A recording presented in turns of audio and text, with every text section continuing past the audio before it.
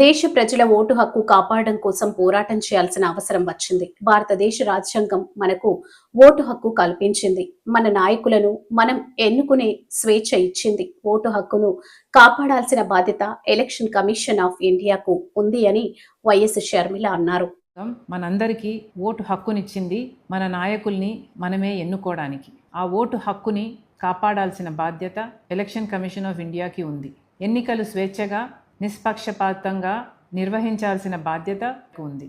కానీ election commission of India ఈరోజు BJP Modi గారి చేతిలో బందీ అయ్యింది.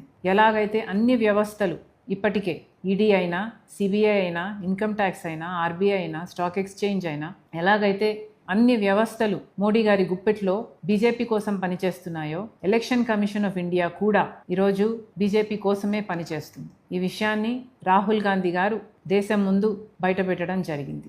ఇది పచ్చి నిజం, ఇది మన భారతదేశ ప్రజాస్వామ్య యథార్థత అని రాహుల్ గాంధీ గారు దేశం ముందు ఈసీఐ బండారం బయటపెట్టారు. ఒక శాంపుల్ తీసుకున్నారు కర్ణాటకలోని మహదేవ్పూర్లో. దాంట్లోనే 1,00,000 దొంగ ఓట్లని నమోదు చేశారు. 1,00,000 ఓట్లకి దొంగ పేర్లున్నాయి, దొంగ ఫోటోలున్నాయి, దొంగ అడ్రస్లున్నాయి. ఇలా ఓట్ చోరీ చేయడమే కాక మహారాష్ట్రలో 5-6 గంటలకు మధ్యలో 60 లక్షల ఓట్లకు పైగా కొత్త ఓట్లు వేయటం జరిగింది. ఈ ఓట్లను ఎవరు వేశారు? సీసీటీవీ ఫుటేజ్ ఎక్కడుంది అంటే ఏ ఆధారాలు లేవు.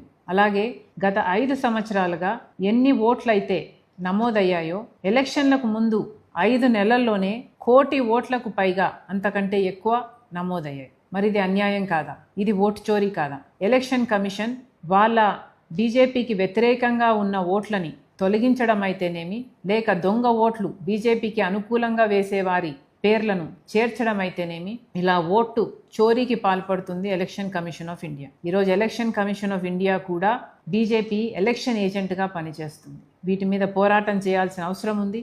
అందుకే రాహుల్ గాంధీ గారి నాయకత్వంలో కాంగ్రెస్ పార్టీ ఈరోజు మన ప్రజాస్వామ్యాన్ని, మన రాజ్యాంగాన్ని కాపాడుకోవాల్సిన అవసరం ఉంది. కాబట్టి ఈ పోరాటాన్ని ఎత్తుకున్నాం. దీనికి మీ మద్దతు కూడా కావాలి, మీ సంతకం కూడా కావాలి. మాతో కలిసి పోరాటం చేయాలని, మన ప్రజాస్వామ్యాన్ని, మన రాజ్యాంగాన్ని కాపాడుకోవాలని మనస్ఫూర్తిగా ప్రార్థిస్తున్నాం.